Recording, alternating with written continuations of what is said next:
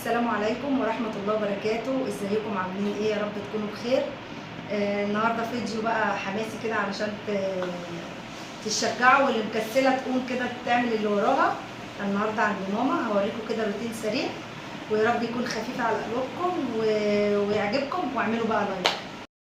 وبكده بدأنا بقى ننظف الأوضة. طبعا احنا قلنا نديها تشجيع كده لماما كده ونفرحوها بأقل حاجة، يعني اقل حاجه تفرحي مامتك ولو او باباكي او اختك الكبيره، حماتك، حماكي. الناس الكبيره دول بيبقوا بركه جدا في البيت، يعني الناس دي ربنا يخليهم لينا يا رب، بيبقوا بركه البيت. طبعا هي الاوضه عايزه تتوضب شويه، عايزين باذن الله قدام شويه نوضبوا لها. طبعا الرطوبه عند ماما مبهدله الاوضه، مبهدلاها خالص. البقعه دي احفاد ماما طبعا ربنا يخليهم لها كده، كانوا كاتبين حاجه على الكفر بتاع المراتب. طبعا هنا احنا بقى بنبدا نشيل اللواح وهنغير لها نظام الاوضه. زي ما انتم شايفين الدنيا حايسه خالص تحت السراير. انا ما كنتش متوقعه ان الكركبه دي كلها، بس الكركبه دي ايه بقى؟ هي بتحب تملح في رمضان وفي الايام اللي هي بيبقى فيها نازل الزيتون والكلام دوت. دي طبعا البراطين بتاعت الزيتون بتاعتها والحاجه دي. انا هبدا بقى ان انا اشيل كل دوت، وهشوف ايه اللي ملهوش لازمه، واللي ملهوش لازمه طبعا هرمي كل اللي ملهوش لازمه ده. ما بقى الخلاطات اللي هي القديمه والحاجات دي هرمي كل ده اللي هو ملهوش لازمه، والبراطين دي طبعا مش هينفع نرميها لان دي بتحب تملح وكده زي ما قلت لكم.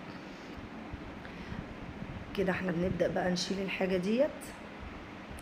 وزي ما قلت لك عندك حماتك ممكن تروحي تفرحيها بحاجة زي دي.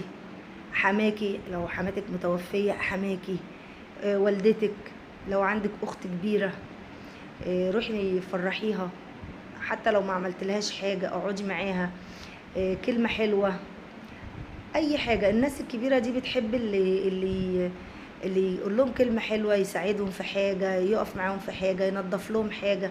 مش وحش ولا حرام ان احنا نساعده اللي هو اللي زينا. طبعا دي في منها حاجات بتاعت اخواتي، يعني بتاعت تكاتك والشفاطات بتاعت الدكان والحاجات ديت، مع اسمها ايه، الالمونيا دي.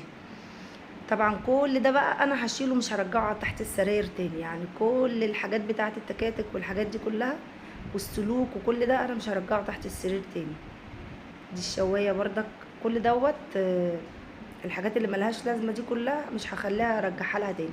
اللي ليه لازمه هحطه، واللي ملوش لازمه هرميه. واللي هي حاجه التكاتك وكده هحطهم لها تحت السلم عندها بره.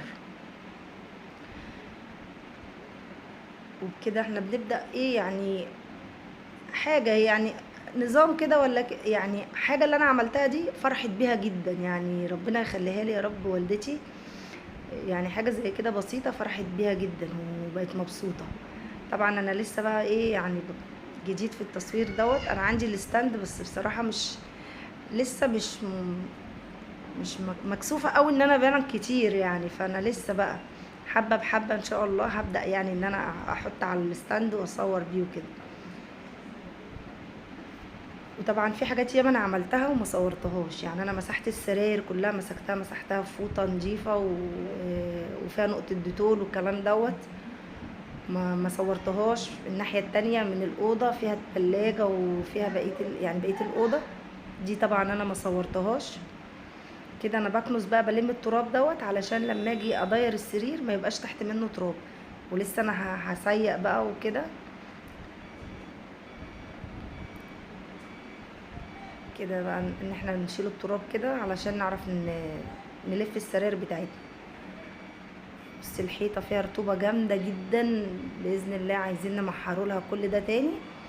الرطوبه عاليه قوي عند ماما عشان في الدور الارضي، فمع الرطوبه عاليه قوي عندها. هنبدا بقى ننضف الشباك قبل ما نعمل اي حاجه. ننضفوا الشباك كده ونشوفوا لو في عليه تراب ولا حاجه. هو بصراحه ربنا يقويهم، يعني نسوان اخواتي مش مسايبين في حاجه يعني متطربه ولا كده في الشبابيك والكلام ده. بس طبعا الحاجات اللي بتبقى تحت السراير عشان بتقعد فتره عبال ما بتنضفي وكده لازم بيبقى فيها تراب وفيها الكلام ده.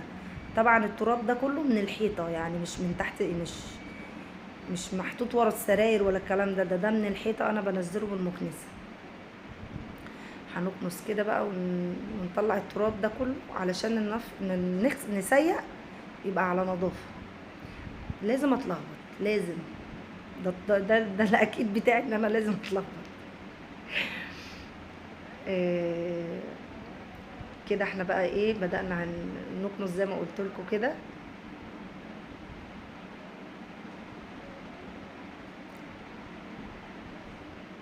يا ريت يعني تفعلوا كده القناه، واللي ما اشتركش يشترك معانا، واللايك يا جماعه. اللايك مش بفلوس ليكي، ولا هيفيدني باي حاجه، بس هو هيفيدني بحاجه واحده بس، ان هو هيخلي قناتي حد تاني يشوفها. يعني اللايك دوت هيرفع معايا القناه، يخلي حد تاني غيرك يشوفها يستفاد. طبعا الكسل بقى يا جماعه دوت، بلاش بقى كسل، ونقوموا بقى نصحوا ونعمل اللي ورانا. لو ما عملتيش عند مثلا حماتك، ما عملتيش لمامتك، قومي اعملي لنفسك. اغسلي، روقي، اكنسي، اعملي لنفسك روتين. النهارده مثلا عملت الاوضه ديت، بكره اعمل المطبخ، بعده اعمل الحمام، النهارده اوضه الاولاد. لازم كل يوم اعملي لنفسك روتين، واعملي لنفسك يعني نظام، ان انا كل يوم همسك حاجه هتلاقي شقتك بقت زي الفل، حاجتك متنظمه.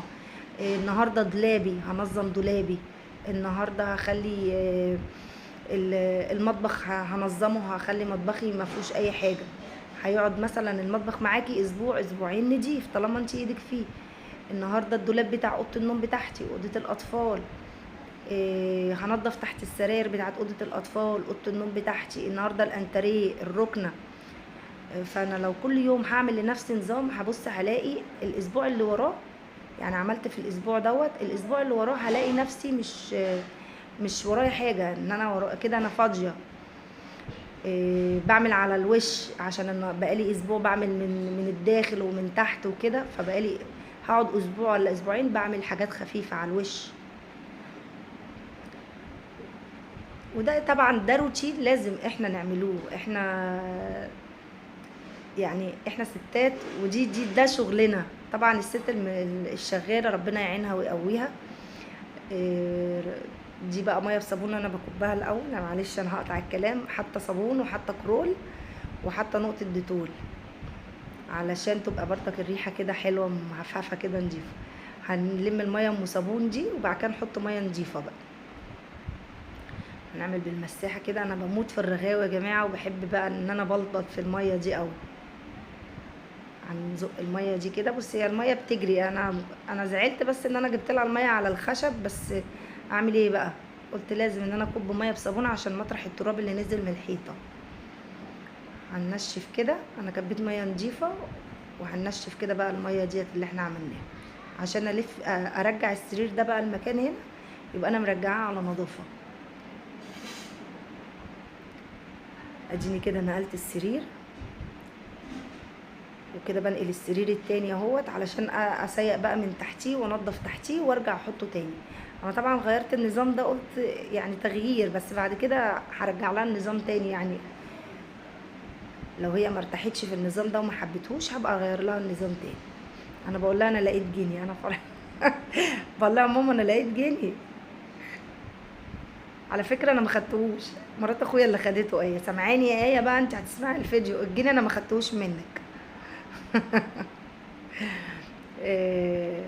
ادينا كده بقى ايه، بنزل الميه اللي هي فيها تراب ديت. الميه احلى حاجه عند ماما بتجري يعني على بره. ندعك بقى كده السيراميك كده. ادي التلاجة اهي، ده الجنب اللي فيه التلاجة اللي انا قلت لكم انا ما صورتوش معاكم. طبعا مسكنا التلاجة، اديناها برضك تنظيفه حلوه، ونشيلناها من مكانها، سيقنا تحتها، لان الميه كلها نزلت تحت التلاجة. المساحه دي مدوخاني، كل شويه تتفك. ادي الميه النضيفه بقى كده، من كوب ميه نضيفه. يلا اللي ما قامتش كده وراها شويه مواعين ما غسلتهاش، وراها اوضه ما نفضتهاش، قومي كده الشجاعي يلا، واغسلي وروقي، وخلي بيتك كده نضيف. على رأي ماما اكنس بيتك ورشه يا عالم مين يخشه. على طول ماما تقول لنا المثل ده وانا صغيره، وعودتنا على الحكايه دي ان احنا على طول نخلوا بيتنا نضيف، يا عالم مين ضيف غريب يخش علينا ومين يجي لنا ويكون بيتنا مش مترتب، بيتنا مش نضيف. النظافه جميله، ريحه النظافه في البيت حلوه قوي. انا بصي حاولت ان انا احطه كده، لقيت السور عامل اللي هو العمود، فانا رحت جايه زقاه من جنب العمود وزنقتهم في بعض. ادي كده انا فرشتها كده وسيقتها كلها كده. ادي منظر الاوضه كده من بره كده خلصت، والتلاجة شلتها ومسحت تحتها ومسحت التلاجة بالمره. بكده بقى احنا بنفرش بقى الستاير. مراوح السقف دي بردك رحمه والله، بس بتبقى عايزه كل فتره صيانه. يعني انتي حطي مروحه سقف بس كل فتره اعملي لها صيانه.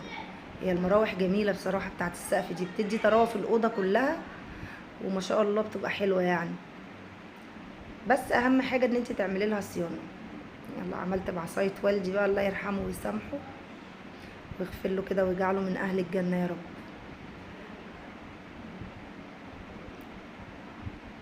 ننزل بقى ونظبط الستاره كده ورا المرتبه، ننزلها كده. الاوضه من حاجات بسيطه خالص، وعملنا حاجات بسيطه وما خدناش وقت فيها، وفرحت والدتي ربنا يخليها لي يا رب. انتي برضك فرحي والدتك وفرحي حماتك. لتاني مره ولا تالت مره اقولها يا جماعه، والله العظيم الحاجه دي بتفرح جامد. الناس الكبيره دي من اقل حاجه كده بتفرح.